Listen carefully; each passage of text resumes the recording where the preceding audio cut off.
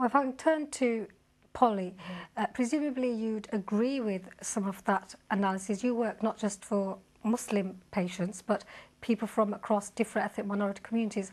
Is that right. Your experience, that there are different needs out there when it comes to mental health issues? Yeah, that is my experience. And when you talk to service users, their faith and their culture is key to their recovery and also to their ongoing well-being. So this is not just about political correctness, as some people would dismiss.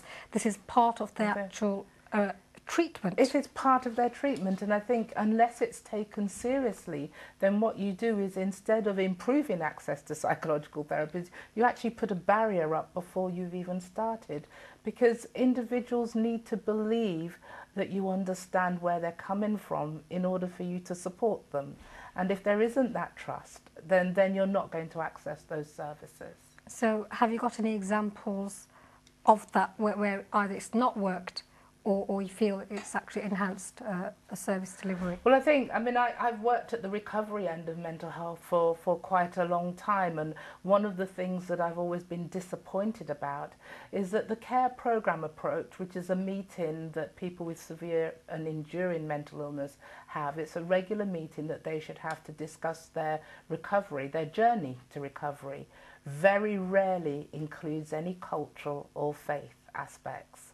It's not discussed, it's not taken into account when they discuss it. There's a lot about medication. Nowadays it's great that they look at employment prospects and those things. But you have to specifically ask on many, many occasions for them to look at the faith and the cultural aspect of your well-being. So when you're advising government on these matters, how would you advise them specifically? I mean, we can all agree that we need to look at cultural and social factors, but what's that actually translate when it comes to policy and delivering that on the ground? I think the thing about policy and delivery is that I've always believed that if you treat people as an individual and if you really take seriously the person-centred approach, then all of those things would be taken into account anyway. We're now heading towards a huge personalisation agenda where we're looking at providing services based around the individual's need rather than treating everybody exactly the same. And I think that's the right way to go. But I think that the system needs to be set up to include all of the aspects of that individual. Wouldn't that be really costly, trying to take into account everybody's religious and cultural and social backgrounds, whether it's translation services or faith-based approaches? Will that not be a huge burden on NHS, some people might argue? I think that that's a really interesting question, but I think, you know, when I look at recovery services in general, there's been quite a lot of cuts in terms of the delivery of day services, for example. My experience is that often people who attend day services with structured activities, specialist employment support, they tend to not have the cycles of relapse that they would have without that support. If you cut a day service that costs $200,000 to run, it could cost you a lot more in supporting those individuals during relapse. And I think that personalisation should be seen in the same way.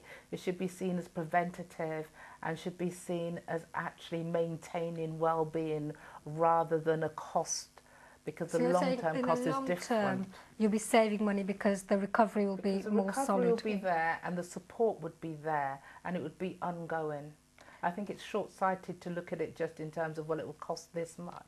And also, how much does faith cost and culture cost in real terms? You know, how do you bring that in? And presumably you need people of expertise that you pay to do that. Coming to yourself, Ayesha, how has Islamic counselling developed in this context?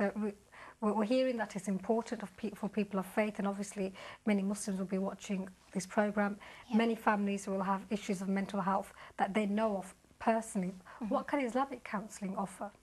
Well, firstly, there is a cry for help in regards to these issues that we are discussing. Just to give you an example, I've had many clients that have come to Sakoon either because they've went to a conventional therapist and didn't feel that they benefited from them because they did not understand the cultural or the religious influence that impacted the problems that they had. And that was one reason why they actually came. Another reason is that they actually feel comfortable to talk to a Muslim counsellor because they feel that their spiritual, cultural understanding is there, so they don't feel so frustrated to have to talk about it. They feel that they can connect with that person. And with a lot of clients that I have professional clients, I have non-professional clients, all various backgrounds that come to Sakoon. I have people that are practicing Muslims, non-practicing Muslims as well. The way I work is I'm integrative, so I apply conventional techniques such as CBT, cognitive behavioral therapy, psychodynamic approach, person-centered approach. And what I do is I apply Islamic counseling to my work, which is Islamic values, Islamic beliefs, and the spiritual aspect of Islam to help the client with their problems. And with a lot of Muslim clients, Islam is very, close to their heart, is something that they're very passionate about. And when you use aspects of Islam, that is what a lot of clients say is what helps them, as opposed to just the conventional techniques. So I feel that the benefit of the two are really important in order to help, the ethnic community. Well, in the second half, we'll come back and look at some case examples in more detail. I know Abdullah can't stay for the second half. If I can ask you, Abdullah, you've trained in the mainstream psychology as well as now training people in Islamic counselling. Have you found that sometimes faith itself is problematized? Sometimes professionals see it as part of the problem and not as part of the solution. I think that we're actually in a really interesting situation. We have an opportunity here to do some phenomenal work if we recognize the significance of faith in relation to mental well-being. The reason I say that is because myself and my colleagues have been working in the field of Islamic counseling since the mid-90s. And over that period, the Muslim community has come to understand a lot of the issues that are happening for it in terms of its emotional and psychological well-being. But in addition to that, there has been an increasing understanding within professional circles that actually using a faith-based, and I stress that because there are a number of different ways of looking at Islamic counseling, but the work that we do, and certainly the work that we do in terms of training Islamic counselors and the development of Islamic counseling services, when we actually work from a faith-based model, which actually takes into consideration what people believe, the impact of this on recovery, the impact of this on actually facilitating well-being is marked. I think one of the things that we often talk about in terms of training Islamic counselors is that a model of therapy which actually starts from a spiritual place but also entails psychological and emotional well-being is transformative. It's not just about a progressive process of change. It's almost as though there can be a moment of realization, and from that, change simply happens. Do you think some Muslims might be afraid to go to an Islamic counsellor because they might feel judged? Sometimes people have all sorts of stereotypes around mental illness. Some people see it as a weakness of faith.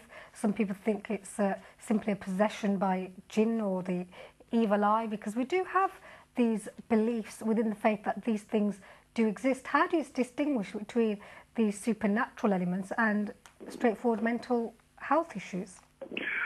You've actually hit a critical issue, and this is one of the reasons why I think this discussion is so important.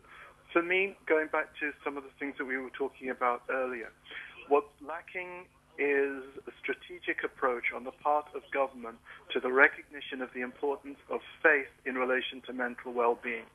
And part of that means that one thing is lacking is research in relation to what are the needs of the Muslim community and what are appropriate ways of working with the Muslim community. So, for example, let us look at this whole issue of whether or not an individual is experiencing a mental health problem or whether or not there is an issue of jinn or black magic. Certainly from my contact with people who are involved in the field of ruqya,